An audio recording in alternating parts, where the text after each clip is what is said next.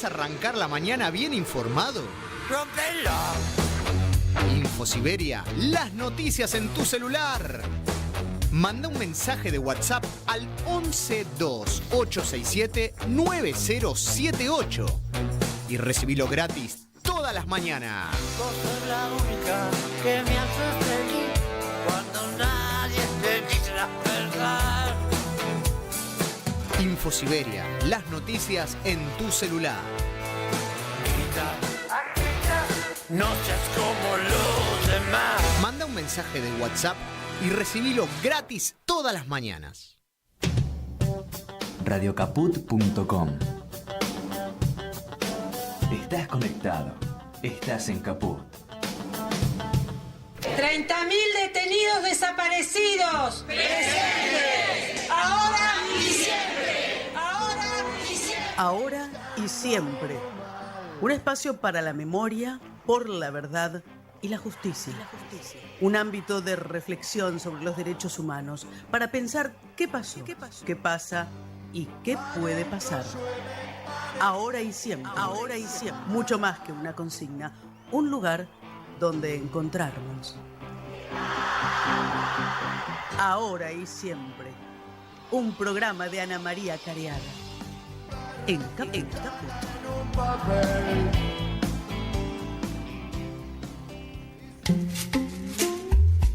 ¿Qué tal? ¿Cómo están? Buenas tardes a todos y todas. Estamos nuevamente aquí en Caput en el ciclo 2026 de Ahora y Siempre para seguir construyendo juntos y juntas este espacio para la memoria, por la verdad y la justicia en el que es ya nuestro 10º año aquí en Caput desde el estudio tan querido Chicha Mariani.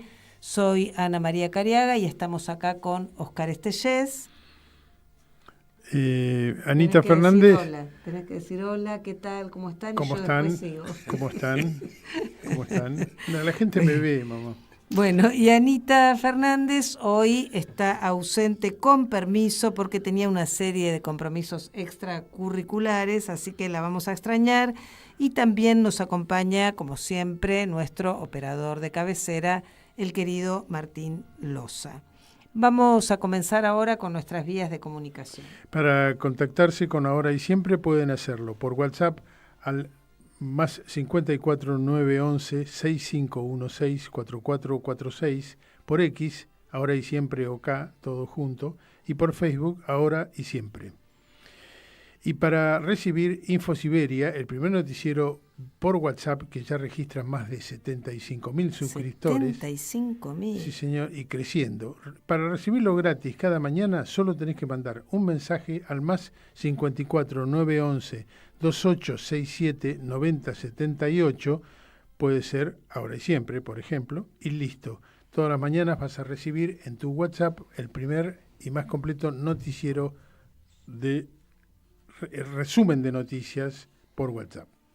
Bueno, y como ya habrán visto quienes nos acompañan por YouTube, hoy tenemos un invitado de lujo, Claudio Lozano, economista, político argentino, fue director del Banco de la Nación Argentina, también se desempeñó como diputado nacional en representación de la Ciudad de Buenos Aires, como en representación también del Partido Unidad Popular.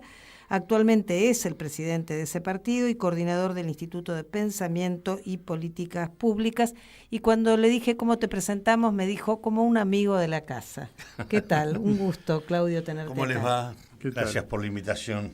No, es un... Aunque los amigos no se los invita, uno viene, entra y... Claro. Tanto es así que todo esto fue muy espontáneo, así Claro, como bien decís exactamente. ayer, cuando estábamos en la marcha por la ley de financiamiento universitario, cuando nos cruzamos. A mí me parece que fue para reemplazar a Anita, porque Claro. ella vino y me dijo, vos no podés venir. Que no se interprete que esto es un homenaje a San Lorenzo de Almagro, por favor. Porque si no, Anita no No, vuelve vamos más. a decir que Anita Después tiene... de la suerte, llamémoslo suerte, que River tuvo. Pero bueno, justamente nos vimos ayer en la marcha, en ese entusiasmo que siempre genera estar en la calle y cruzarse con la gente que que va a protestar por lo mismo que protestamos nosotros y nosotras. Y bueno, te queríamos preguntar en función de esto y de todo lo que quieras decir de la marcha, pero después de esa marcha, el subsecretario de Políticas Universitarias, el inefable Gallego Álvarez, dijo hoy algo así como que por más que la gente se movilice, la protesta no tendrá eco dentro de la Casa Rosada. O sea, anuncian que continúa la política de la motosierra contra las universidades y entonces, al menos hasta que la Corte Suprema resuelva la constitucionalidad y vigencia o no de la Ley de Financiamiento Universitario, que fue sancionada 2 veces por el Congreso, bueno, la seguimos. ¿Qué opinás, por un lado, de esta bravuconada y también del peso de la movilización de ayer y el peso de la movilización popular en general para conmover algo de esta ofensiva del gobierno? Primero, la bravuconada no sorprende, es lo que hacen normalmente frente a cualquier tipo de movilización, es la respuesta. No ha habido respuestas del gobierno a los distintos reclamos, planteos o cuestionamientos. No es un gobierno que se caracterice por escuchar nada. Al contrario, intenta basar su legitimidad en el tema de decir que va a seguir con el rumbo que tiene tomado. Así que eso me parece que no debería sorprender, porque lo hacen siempre. Respecto digamos, aparte incluso antes de lo que hace Álvarez, el día anterior, Sí. Ya habíamos tenido un anuncio concreto con una resolución que hacía un nuevo recorte del gasto público. Entre otras cosas, recortaba más de 78.000 millones de pesos en el rubro educación. Sí. Que era un recorte sobre el recorte ya existente y un recorte incluso sobre partidas de gasto que han quedado desactualizadas, porque las partidas de gasto presupuestario para el año 2026, incluida la universitaria, estaban estipuladas en el marco de una inflación anual que iba a ser del 10%. Sí. Esa inflación ya se cubrió en el curso del primer trimestre y vamos a una inflación de más del 30%, con lo cual, en realidad, la lógica para mantener la misma partida que se había anunciado, digamos, a finales del año pasado, habría que multiplicar por 3 el gasto que está declarado en el presupuesto 2026. Lejos de eso, lo que van a hacer es podarlo aún más. Así que, digamos, ya habíamos... Es cierto, lo que estás diciendo es, hubo otra bravuconada anterior a esta. Claro, y mucho más contundente, porque no son palabras, es una acción concreta. Sí. O sea, en el mismo momento en donde se está pidiendo el financiamiento universitario, hay un recorte de gasto en el rubro educación en concreto. Así que, eso por un lado. Por otro lado, yo creo que digamos, la marcha fue formidable. Formidable por varias características. Primero por su composición, o sea, su nivel de transversalidad la hace muy similar y parecida a las marchas del 24 de marzo. En segundo lugar, porque es absolutamente transgeneracional. O sea, ahí había distintas generaciones que convivían en la misma marcha, incluso en el escenario, porque había abuelos, padres e hijos presentes ahí en lo que eran los representantes de los sindicatos, de los docentes, de los no docentes y de los alumnos, de los estudiantes. Digo, era absolutamente plural en términos partidarios. Digamos, me parece que tuvo otra característica, fue profundamente federal. Todas las universidades del país, en eso fue incluso superior que la primer marcha, en donde no habían entrado todas las universidades, acá entraron todas las universidades del país. Y fue impresionante, en algunas provincias. Sí, Mar del Plata, Córdoba. Así que bueno, yo creo que en ese sentido fue formidable y además viene a acompañar un proceso que comenzó en diciembre, cuando el gobierno luego de haber sido coronado con el éxito electoral, creyó que podía llevarse el mundo por delante y puso el pie en el acelerador para poner en marcha medidas muy importantes para el objetivo estratégico del modelo, ¿no? Reforma laboral, ley de glaciares, acuerdo con los Estados Unidos, reforma a la ley de inteligencia, etcétera, etcétera, etcétera. Todo lo que caracterizó el verano.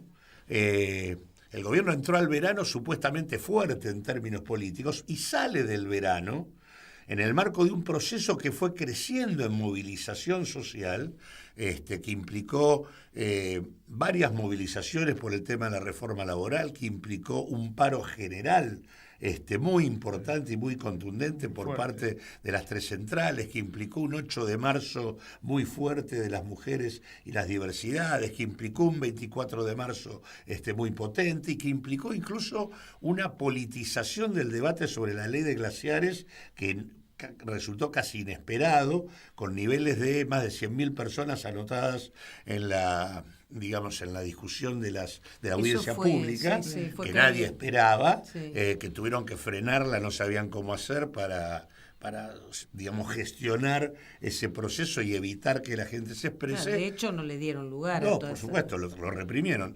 Y en ese marco se ubica también esta marcha. Es un proceso que va profundizando, un proceso de movilización en simultáneo con un proceso de caída de la popularidad del gobierno, de su legitimidad, de su aprobación en términos de gestión y propia imagen del presidente de la Nación, que viene en caída libre. Esto lo están mostrando ya todas las encuestas. Esta marcha no se inscribe en el mismo momento que la marcha universitaria. La primera era un gobierno fuerte el que recibía la primera marcha universitaria. Este es un gobierno que tiene más del 60%, depende de qué encuesta tomes, de rechazo, incluso con encuestas que están mostrando niveles de desaprobación o demandas de cambio de gobierno que superan el 70% de la opinión pública. En el caso de las mujeres, aparte un rechazo superior, prácticamente del 76-77%. Entonces, me parece que es un momento en donde el gobierno entró, por lo menos eso creo, sale del verano y entra en un proceso de crisis, yo creo, terminal, en donde lo único que define que no termine es las dificultades de una oposición política, que es otro cantar. Ahí te iba a decir el pero. ¿Y el campo, la cuestión, la pelota está puesta en el campo de la oposición.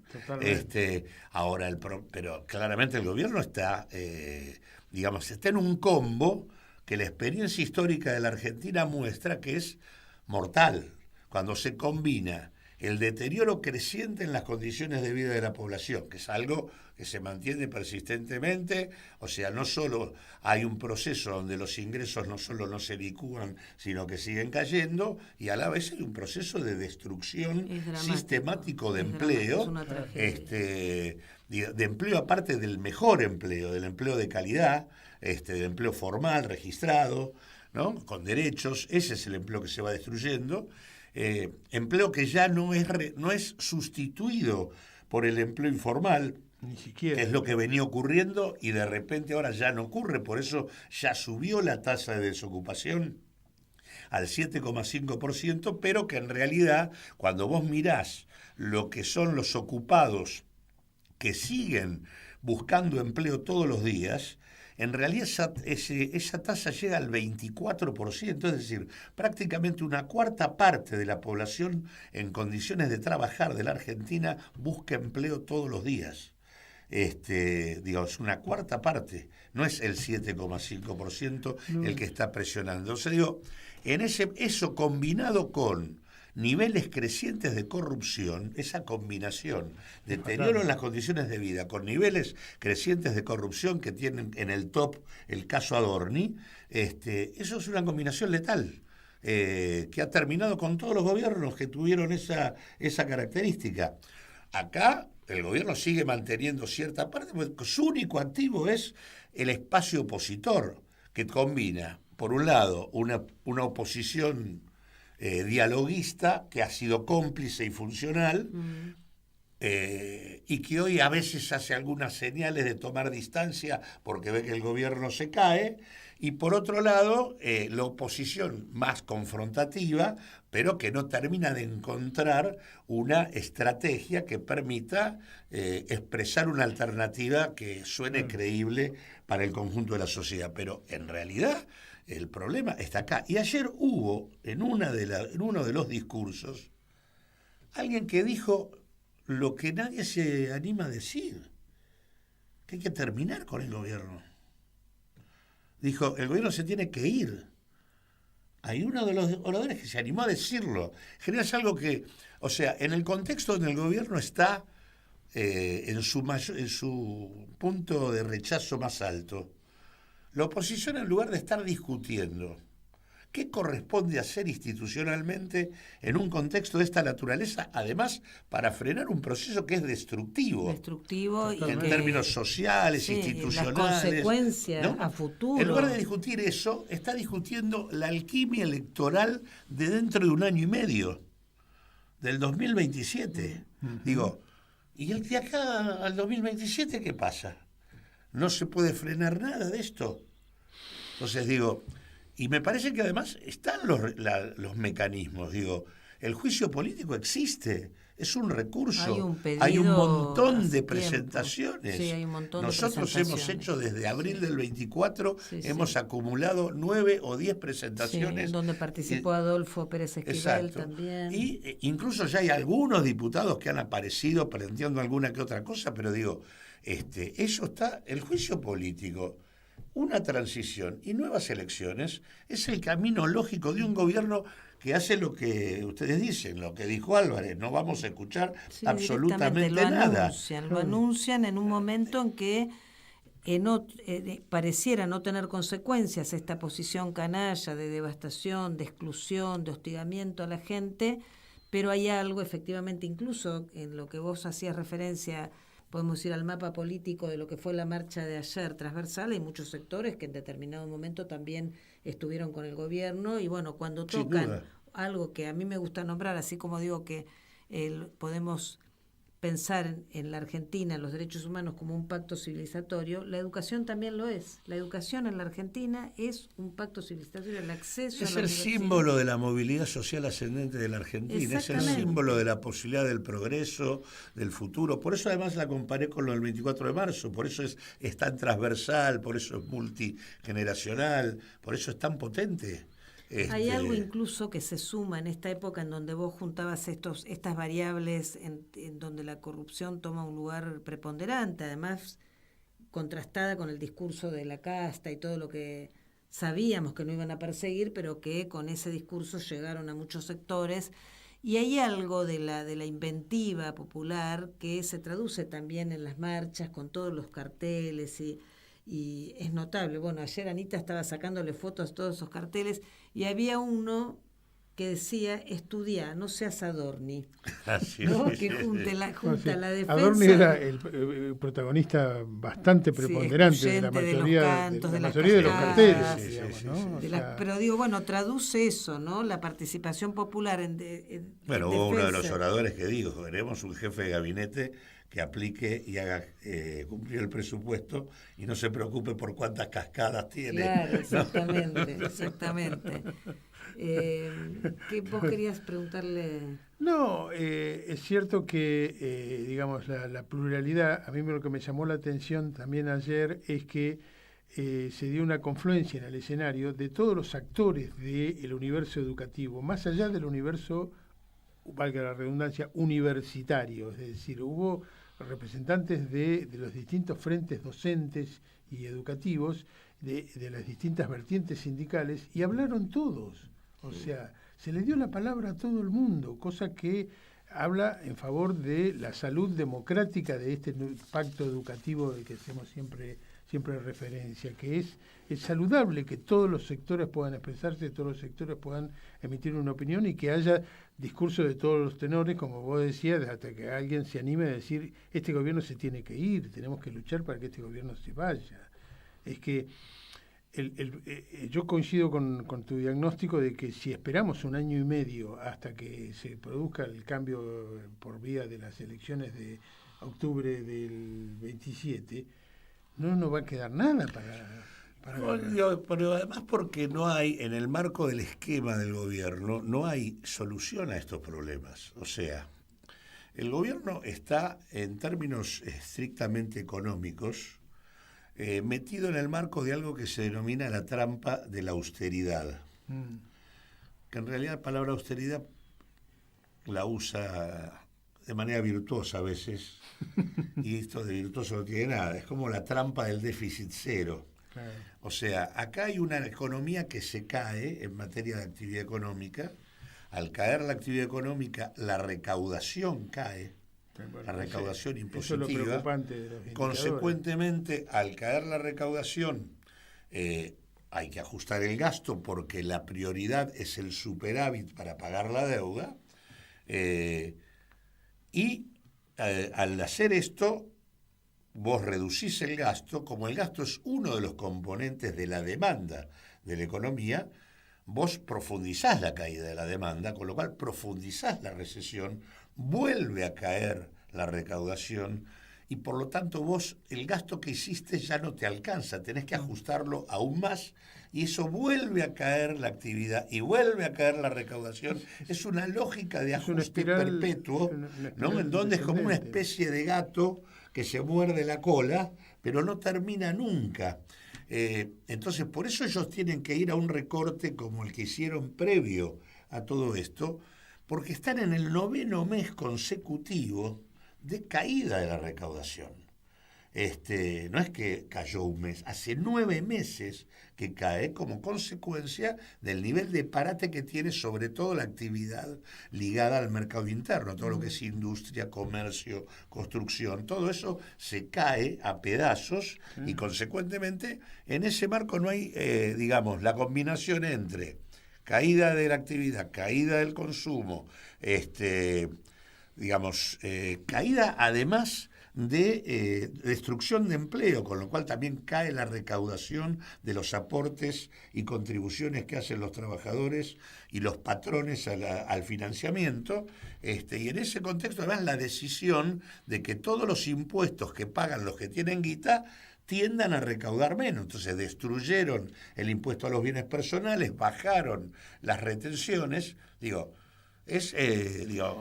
ese contexto, claro, 0,23 está pidiendo el financiamiento universitario, el 0,23 del Producto Bruto. Bienes personales,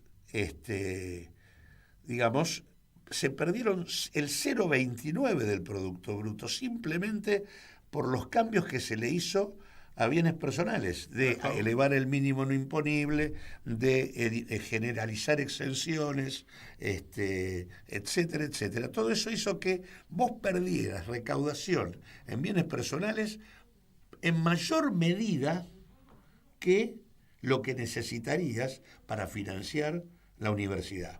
Sin computar que hay muchos otros subsidios, y el caso de las retenciones, en solo 4 meses la pérdida de recaudación en materia de retenciones te permitiría financiar prácticamente más de la mitad del financiamiento universitario que se está demandando. O sea, realmente, es una...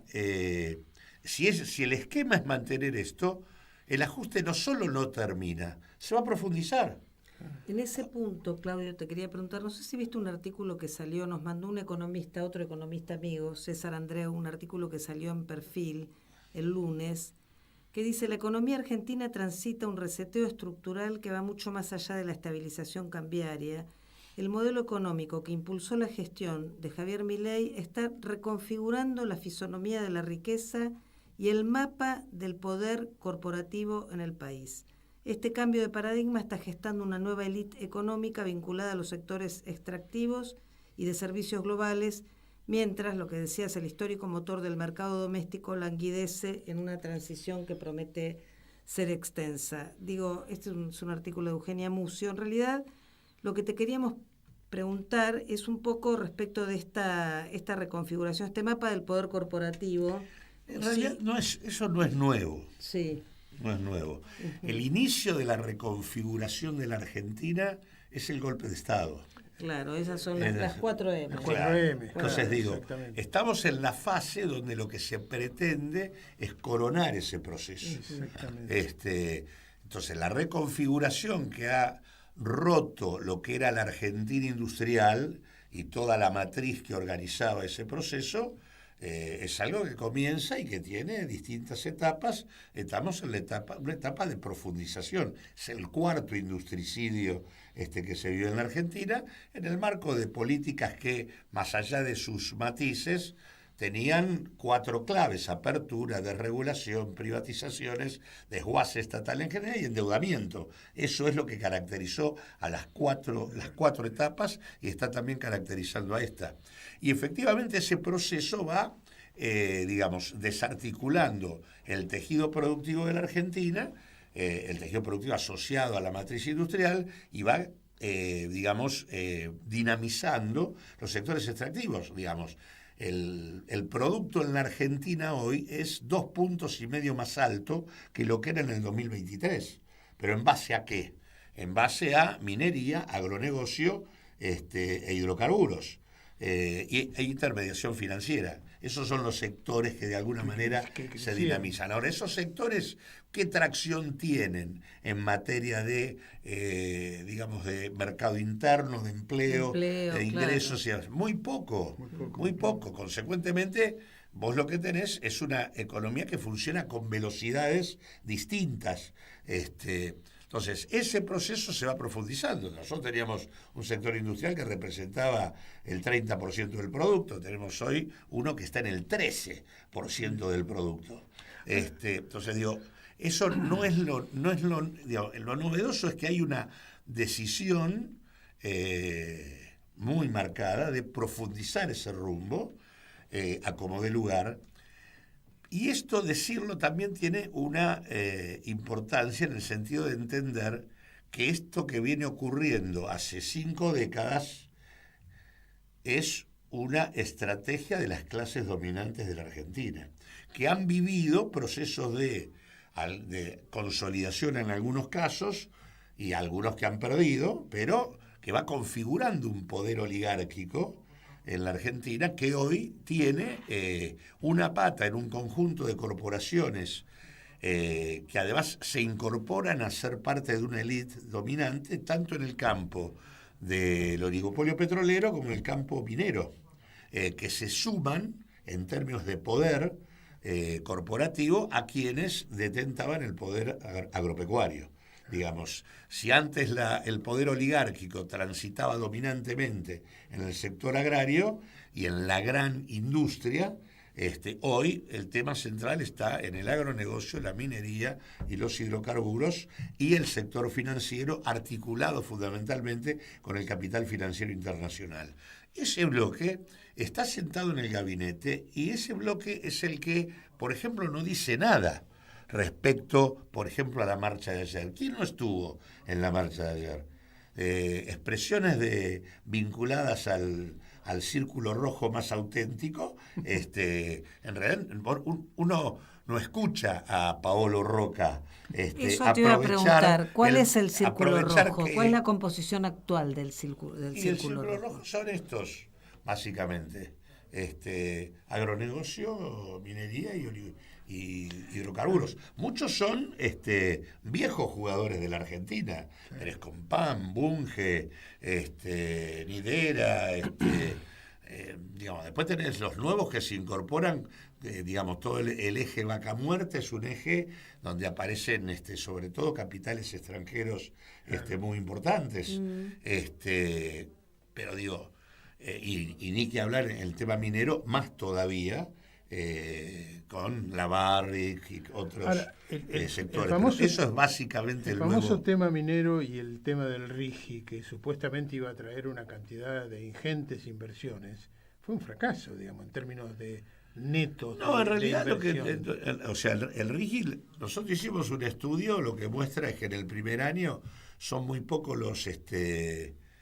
los proyectos aprobados, y de los proyectos aprobados, básicamente la gran mayoría son mineros, proyectos mineros, casi todos ellos tienen un elevado componente de demanda de importaciones, o sea, para llevarlos adelante importan una cantidad muy importante de equipos y demás, con lo cual le cuestan dólares a la Argentina, con lo cual digo eso de las exportaciones, a las exportaciones que van a generar hay que descontarle las importaciones que van a generar y las rentabilidades que se van a llevar, pero además de que, digamos, son proyectos mineros, en gran medida muchos de ellos están, digamos, conducidos por YPF. O sea, YPF como actor estatal es el que tiene un papel preponderante en el uso del RIGI, acompañado de capitales privados en Vaca Muerta y demás. Con lo cual, en la práctica, en realidad, y además los proyectos que entraron son proyectos que ya existían.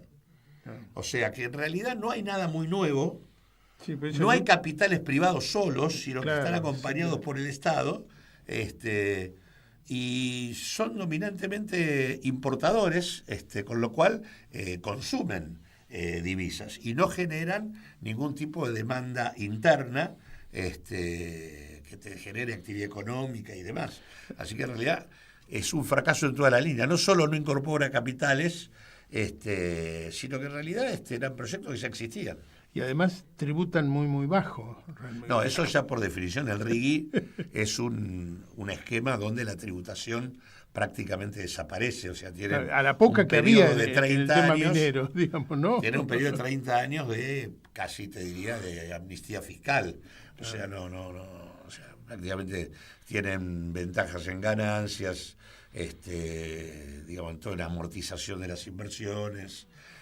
Prácticamente, digo, en el tema de, digamos, de los aranceles de exportación y de importación, no tienen gravámenes de esa naturaleza, y además, incluso a partir del cuarto año, todo lo que exportan, las divisas que logran, pueden dejarlas en el exterior. Estamos en Ahora y Siempre conversando con Claudio Lozano, aquí en Caput. Vamos a un corte y volvemos. ¿Querés arrancar la mañana bien informado? Rompelo. InfoSiberia, las noticias en tu celular. Manda un mensaje de WhatsApp al 1128679078 y recibilo gratis todas las mañanas. Vos sos la única que me hace feliz cuando nadie te dice la verdad. InfoSiberia, las noticias en tu celular. No seas como los demás. Manda un mensaje de WhatsApp y recibilo gratis todas las mañanas. La lupa mágica de la palabra, donde se nos asoman los de las teclas y nos proporcionan un pedazo ya. La lupa mágica de la palabra, con la conducción de Alejandro Gil, desde San Miguel de Tucumán. La lupa mágica de la palabra. La palu cájima de la bralapa. De lunes a viernes, a las 12 de la noche. En Capó.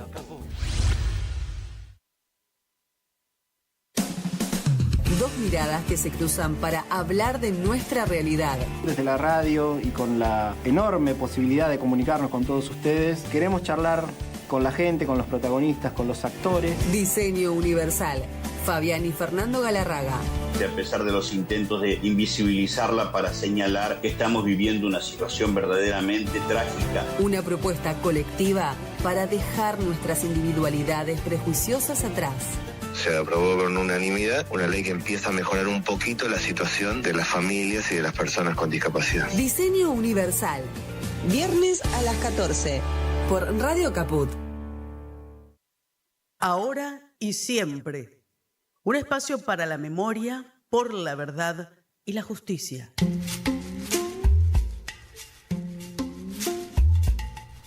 Seguimos aquí en Ahora y Siempre con Claudio Lozano. ¿Y vos vas con los 18 meses del Toto? Dice, al igual que el cartel de Hoy no se fía, mañana sí, los 18 meses de bonanza que promete el ministro de Economía se van posponiendo mes a mes. Empezó en abril y ya va por junio. Hay un oyente, Oscar, que nos insiste en que tenés que levantar la hermosa voz que tenés. Bueno, prometo que grito a partir de ahora. ¿En qué se basa Caputo para prometer algo que está en muy pocas condiciones de cumplir? Patear la pelota para adelante, es lo que hacen todos. Dicen que van a continuar haciendo lo que están haciendo y que eso quieren mantener eso que les dio un resultado durante un tiempo, que es la idea de que manteniendo el esfuerzo va a haber un futuro mejor. Bueno, ellos ya entraron en la etapa en donde eso también aparece en las encuestas de opinión. Ya la gente no compra el tema de que esto es el problema por la herencia. Claro, si el riesgo Cuca. Ya el tema... Pueden ver el riesgo Cuca a futuro. Claro. Pero no que es eso lo que explica lo que hoy pasa. Claro. Lo que hoy pasa es responsabilidad de este gobierno, ya se lo comen completo. Y no hay ninguna razón, porque digo, no hay forma de que ellos resuelvan los problemas que tienen. El primer es el que dije antes. La trampa de la austeridad hace que la lógica del ajuste se mantenga y se profundice. Claro, tendrían que modificar la política y, por ejemplo, decidir ir a grabar a los ricos. Cosa que no van a hacer. Consecuentemente, en tanto mantengan la lógica de tener el superávit en un contexto de caída de la recaudación, estos señores no pueden resolver el problema fiscal. La única manera que tienen es más ajuste y más deuda. El otro tema que tampoco van a poder resolver en el contexto en el que están es el de los niveles de inflación. O sea, la inflación va a seguir boyando entre el 2 y el 3%, dependiendo de varias cosas. La primera es que hay un primer límite hoy que tiene que ver con la guerra. La guerra impacta en términos de aumento de los hidrocarburos, del gas y del petróleo, y por lo tanto de los combustibles. $108 Exacto. Petróleo. Por lo tanto, eso es en tanto acá podrían hacer otra cosa, pero no la van a hacer, que es diferenciar los precios internos de los internacionales, porque nosotros tenemos petróleo y gas propio, consecuentemente no tendríamos por qué comprarnos todo el aumento del precio internacional. Pero bueno, como no lo van a hacer, vamos a seguir teniendo ahí una presión hacia arriba en el conjunto de los precios de la economía. El otro elemento es el tema de que, como tienen que ajustar el gasto en función del ajuste fiscal, una de las claves del ajuste del gasto es reducir los subsidios. Y la reducción de los subsidios implica el aumento de las tarifas. Este mes, abril, va a dar más bajo que marzo porque no aumentaron tarifas. Ahora, en mayo, aumentan tarifas. Y tienen programado todo el año aumentos de tarifas para bajar el subsidio y, consecuentemente, tener ajuste de gasto. Por lo tanto, las tarifas, luz, gas, y demás, agua, etcétera, transporte, te tiran para arriba también el índice de precios. Entonces ahí hay otro elemento más por el cual no van a bajar. Y el tercer elemento por el cual tampoco bajan es que cuando vos tenés una situación donde el dólar en términos históricos y relativos está muy bajo, la expectativa de devaluación siempre existe, y sobre todo existe para los formadores de precios, que son los que manejan los mercados, porque tienen un control oligopólico de ese mercado, y por lo tanto siempre remarcan en términos preventivos frente a la eventual devaluación que podría existir. Por lo tanto, hay en ese sentido un piso de inflación que es imposible bajarlo si vos no metés otros elementos en la discusión que implicaría controlar los mercados oligopólicos, que implicaría diferenciar precios internos e internacionales, que implicaría otra batería de políticas que ellos no van a aplicar y no están aplicando. Consecuentemente, no hay ninguna forma de que salgan del tema inflacionario, como tampoco van a salir del proceso por el cual buena parte de los dólares que le ingresan no van a ir a más producción, porque Argentina está teniendo ingresos de dólares de manera muy importante, y de hecho ahora, como resultado de la guerra y la suba del precio de los alimentos y del petróleo, Argentina va a tener cerca de 9.300 millones de dólares más de ingresos de divisas. Ahora, eso después se va en pago de deuda, en fuga de capitales, y en transferencia de utilidades al exterior. O sea, lo que entra sale. No es que en todo caso tienen capacidad de acumular, que es lo que efectivamente no logran. De hecho, ni siquiera han logrado modificar el total de reservas del Banco Central. O sea, siguen entrando dólares a la Argentina, pero ellos no logran retenerlos, porque, digamos, desde que empezó Milei hasta acá, la salida de capitales ha sido de 35.000 millones de dólares. O sea, se han consumido todo el saldo comercial que la Argentina tuvo, y además has tenido pagos de deuda que son monumentales. Has pagado cerca de 25.000 millones de dólares de intereses y has pagado otros 10.000 millones de dólares de capital, son 35.000 millones de dólares. Y a eso le tenés que sumar los servicios, fundamentalmente el turismo, en donde tenés una salida por turismo que está en el orden de los 17.000 millones de dólares. Entonces digo, cuando vos sumás todo eso, lo que se va por deuda, lo que se va por turismo, lo que se va por fuga de capitales, se te fue todo. Y no te quedó nada. Entonces la idea de que, bueno, entran divisas y eso me permite mejor margen para manejar la actividad económica y más, falso también. No tiene modo de resolver, y menos aún de lograr que el impacto de mayor actividad lo note el conjunto de la población. Sí tienen, de hecho ha habido, por eso lo decía antes, que tiene que ver con la reconfiguración sectorial de la Argentina, en algunos sectores ligados a la exportación, vinculados a hidrocarburos, minería y agronegocio, obviamente les va bien, y forman parte de esa cúpula, de ese círculo rojo, que es el que, frente a las barbaridades en términos institucionales, que obviamente acá nos asombramos de que el círculo rojo no diga nada frente a las barbaridades. El círculo rojo sostuvo el golpe, sostuvo el genocidio, por lo tanto no hay que asombrarse de que no digan nada de las barbaridades institucionales, digamos, y de eso que digamos, planteaban en el marco de los gobiernos populares, reclamaban Estado de Derecho,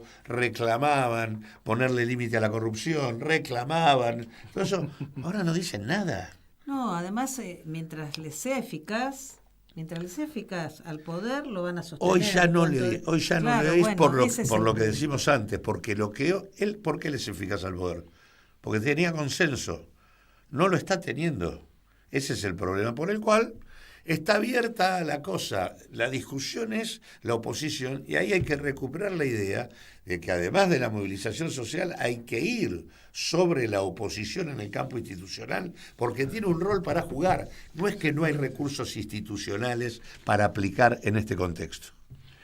La última cortita. Peter Thiel.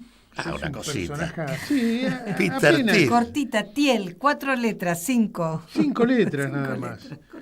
O sea, mientras la plaza hervía con la marcha, en el Ministerio de Economía, precisamente a esa hora, estaban reunidos Peter Thiel con Caputo, Bausilis y Mesa, ¿cómo se llama? Daza. Este personaje oscurísimo de Parlantir y de PayPal y de negocios bastante turbios, ¿qué perspectiva le ves que se está imbricando con los negocios, con el gobierno? Porque digamos no vino de casualidad, no es un inversor más, no es un tipo que se compra una mansión en Palermo Chico para pasar simplemente porque podía haber contratado un Airbnb, digamos. No, ha hecho una inversión importante como para residir acá. Y supongo que aspirará mínimamente a un recupero de la inversión. Parece que va a contratar al mismo arquitecto que Adorni. Digamos, ¿qué perspectiva de negocios ves a través de un personaje que está dentro de ámbitos tan poco transparentes como la inteligencia Hay un proceso artificial? que se abrió desde que empezó este gobierno, que es el proceso que intenta centralizar todas las bases de datos del Estado argentino en una suerte de comunidad de inteligencia, unificando todos los servicios de inteligencia. Y en ese sentido, obviamente el software que vende Palantín para manejar esto les permitiría a ellos, en primer lugar, lo más elemental y básico, que es conducir su estrategia electoral, porque utilizan inteligencia artificial para manejar los mensajes a los distintos segmentos de la población.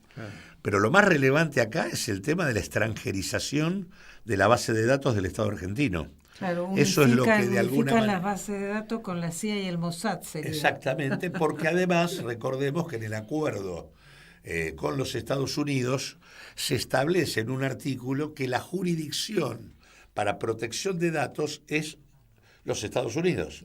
Con lo cual, y además, Palantín es la que está organizando, mejor dicho, la que tiene toda la base de datos de los propios Estados Unidos. De hecho, además, hoy, digamos, los programas que esta firma maneja son los que alimentan la estrategia bélica directamente. De hecho, hay CEOs de estas firmas, de Palantín y otras, que en realidad son hoy miembros con cargo en el ejército norteamericano, son coroneles. CEOs que son coroneles, que siendo civiles. Siendo civiles, sí. Y son a la vez coroneles en el marco de esta guerra tecnológica, que es la que en todo caso, digamos, viene caracterizando el proceso que hicieron tanto en Venezuela, para ubicar bien a Maduro y hacer toda la operación de extracción, como ellos la denominan, como también la confrontación con Irán. De hecho, se dice de que el tema de esa escuela de chicas, de niñas en Irán, que fue bombardeada por los drones norteamericanos, tiene que ver con un error del algoritmo de Palantín. Hay algunas discusiones sobre eso, pero digo, están hoy conduciendo el área militar en los Estados Unidos, y esto permitiría básicamente que la base de datos del Estado argentino quedara en manos extranjeras, lo cual implica no solo que sepan, sino que tienen recursos como para dar de baja prácticamente al Estado, limitando toda su capacidad de funcionamiento digital. De hecho, ya lo han hecho con algunos jueces de la Corte Interamericana de La Haya, que estaban planteando el tema de la denuncia sobre, digamos, la actitud genocida del Estado de Israel, y que directamente le voltearon todos los mecanismos digitales a los jueces, los transformaron en parias digitales, le voltearon toda la información digital que manejaban, le voltearon todas sus tarjetas, le voltearon, o sea, te dejan te convierten en, digamos, a oscuras completamente. En un apagón, digamos, es un apagón digital. Y bueno, y es otro nombre del capítulo de entrega de la soberanía y uno de los nombres más peligrosos, ¿no? Y con un elemento que es el vínculo directo que tiene hoy el poder económico y tecnológico más importante con los compromisos con la ultraderecha, porque ese es el fuerte de la articulación de Trump, ¿no? La ultraderecha fascista hace pie en el top de la tecnología a nivel mundial. Exactamente. Este tipo fue el soporte del vicepresidente de Trump, de Vance. Exacto. ¿No? Vamos a compartir ahora con nuestros oyentes algo que es muy importante, que se viene dando a conocer, que es a partir del trabajo de LEAF y de otros colectivos, se dieron a conocer nuevas identificaciones en La Perla, 17 en esta ocasión, de las cuales se conocieron 16 de los nombres, se lograron recuperar los restos Graciela María de los Milagros Doldán, una abogada laboralista, militante de Montoneros y compañera de Sabino Navarro, que fue secuestrada el 26 de abril del 76 en Córdoba capital.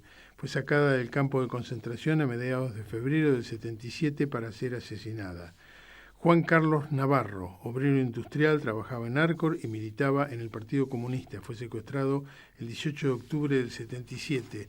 Néstor Guillermo Lielín, era oriundo de Salta, viajó a Córdoba a estudiar Derecho, trabajaba en Fiat Concord y militaba en el PC. Fue secuestrado el 6 de septiembre de 1976. Adrián José Ferreira, era oriundo de La Rioja, estudiaba Psicología en la Universidad Nacional de Córdoba, militaba en el Partido Revolucionario de los Trabajadores y en la Comisión de Familiares de los Presos Políticos de Córdoba. Fue secuestrado el 29 de marzo del 76. Su hijo nació pocos días después. Marta Susana Ledesma Vera de Comba, era trabajadora no docente, militaba de la Universidad Nacional de Córdoba, militaba en el PRT. El 10 de diciembre del 75 fue secuestrada junto con su marido Sergio Héctor Comba y sus 2 hijos, que fueron entregados a la familia. Estuvo cautiva en La Ribera. En el juzgado y la fiscalía investigan por qué sus restos fueron encontrados en un terreno aledaño a La Perla que no estaba en funcionamiento cuando ella fue secuestrada. Víctor Carlos Díaz, era trabajador administrativo del Ferrocarril General Belgrano de Córdoba, fue secuestrado el 2 de febrero de 1978. Esther Felipe de Mónaco y Luis Mónaco. Esther era psicóloga y Luis periodista. Fueron secuestrados el 11 de enero de 1976. Ambos tenían una hijita, Paula, de apenas 25 días de vida. Silvia del Valle Taborda, era operaria de una fábrica y militante del PRT. Fue secuestrada el 11 de diciembre del 75. Estuvo en el campo de La Ribera. También se investiga por qué sus restos aparecieron en un terreno lindero a La Perla.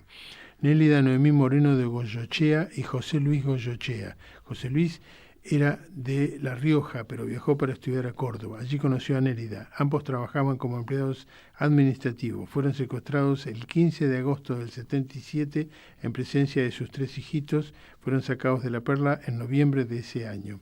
Edelmiro Cruz Bustos, militante de la UCR, fue trabajador de la legislatura de Córdoba, secuestrado el 23 de abril del 76. Tenía 2 hijas y una tercera en camino. Rosa Cristina Godoy de Cruzpeire y Carlos Cayetano Cruzpeire. Carlos era de Capital Federal y Rosa de San Luis. Él trabajaba en una funeraria y ella era ama de casa. Militaban en Montonero. Fueron secuestrados el 10 de septiembre del 77. Se llevaron a Rosa cuando tenía en brazos a su hijita Mariela. Oscar Segura Reinieri era oriundo de Catamarca. Era delegado gremial de Renault. Fue secuestrado el 20 de julio del 76. Gustavo Daniel Torres, secuestrado el 11 de mayo del 76, tenía 16 años. Había tenido participación política en el Colegio Superior de Comercio José Manuel Belgrano, militante de la Juventud Guevarista, brazo juvenil del PRT. El juez dijo que es probable que haya más identificaciones, aunque todavía no se podían dar precisiones porque tiene la saludable política el juzgado de primero comunicar la noticia a los familiares directos y luego darlas a conocer a la población en general. Es muy importante todo el alcance que han tenido estas identificaciones y además el valor para la familia, todas las declaraciones de los hijos, de las hijas, de los familiares. Decían que esta vez, en vez de homenajear a los desaparecidos diciendo desaparecidos presentes, era aparecidos de La Perla presentes, ahora y siempre. Hacemos llegar todo nuestro afecto a los familiares. Bueno, queremos compartirles una invitación especial, pasando al rubro parroquiales, de Fabio Basteiro. A 2 años de su despedida nos reunimos en un encuentro único de artistas del Río de la Plata para rendir un homenaje y profundo recuerdo a nuestra querida Norita Cortiñas. La huella que Norita dejó es un camino de resistencia, memoria y justicia. En tiempos en que corren, encontrarnos con su legado es fundamental para poder seguir luchando por una sociedad más justa. Van a estar Alejandro Balvis, Ofidio de la Sopa y las Cuerdas Flojas, quienes compartirán su arte para seguir construyendo solidaridad.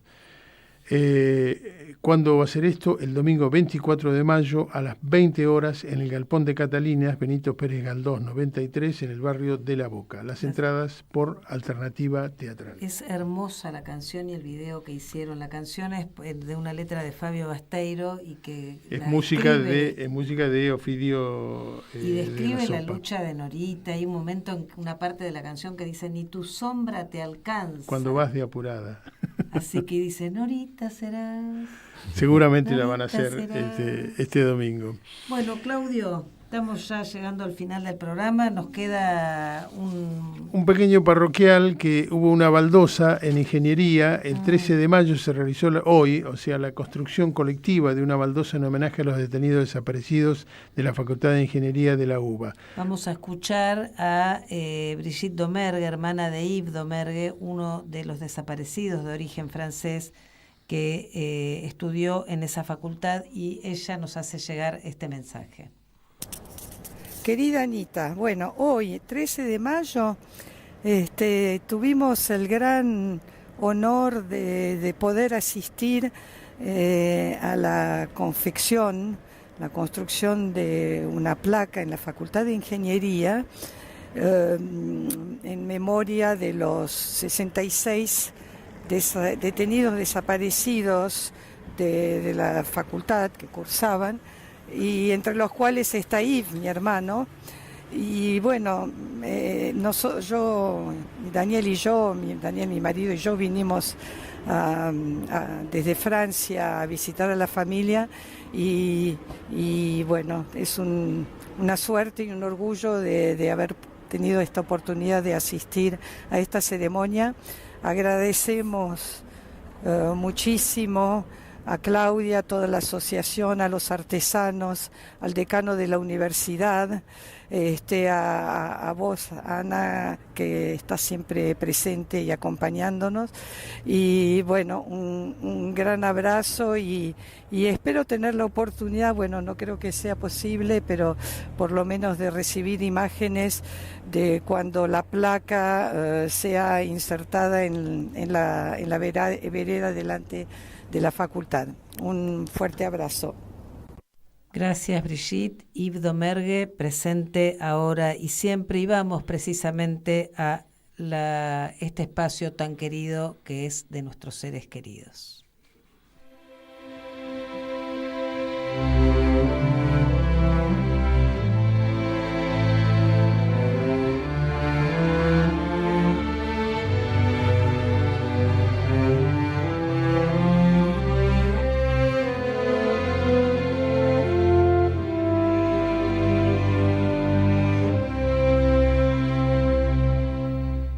Aún caminan contigo, aún caminan conmigo, los que nunca se fueron, los que nunca se han ido, hasta el fin de los tiempos, los desaparecidos, los compañeros nuestros seres queridos. Hoy queremos recordar a Haroldo Conti. El 5 de mayo de 1976, es decir, hace 50 años, fue secuestrado el autor de Mascaró, El cazador americano, Sudeste, Alrededor de la jaula, En vida, La balada del Álamo Carolina, entre otras maravillosas obras. Fue visto con vida por última vez en el centro clandestino de detención, tortura y exterminio El Vesubio, y desde entonces permanece desaparecido. Este es mi lugar de combate y de aquí no me muevo. Era la frase en latín que estaba escrita en un cartel que había colocado en el escritorio en su casa.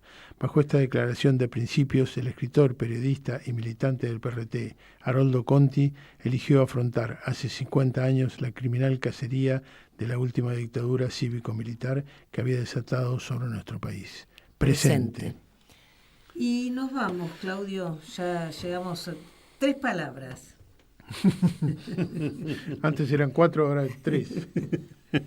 Memoria, verdad y justicia. Muy bien, muy bien. Bueno, muchas gracias por estar acá. Un placer. Y un gusto enorme, en serio. Y bueno, nos vamos, como el pasado 11 de mayo fue el Día del Himno Nacional Argentino, nos vamos a despedir con una canción patria. Con nuestra canción patria. Sí, pero en una versión en guaraní. Exactamente. Nos acercó esta versión nuestro querido amigo, el correntino itinerante Pablo Bacel. A quien le agradecemos. Y del grupo Nuestro Canto, el himno en guaraní. Hasta el miércoles que viene los dejamos con Marcelo Goro y Sara Chao en La Caja de Pandora. Chao, gracias.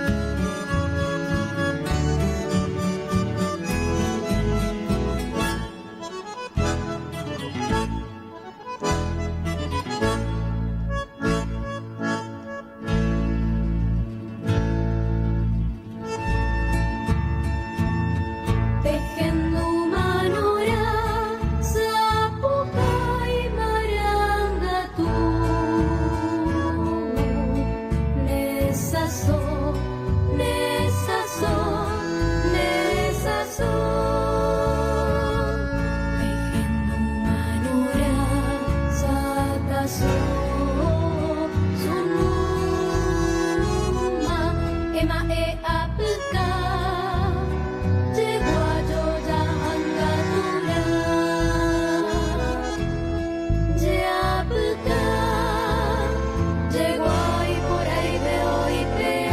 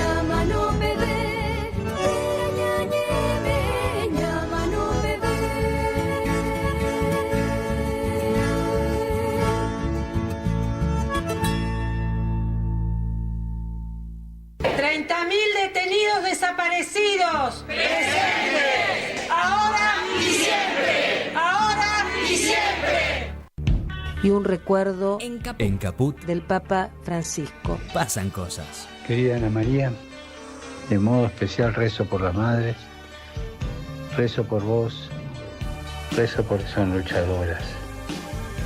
Estoy seguro que, además del reconocimiento de la humanidad, Dios las tiene muy en su corazón, son luchadoras, Lucharon por la justicia y nos enseñaron el camino. Y me alegra que vos sigas estas huellas de tu madre, que la transmitas a los demás en tu audición radial.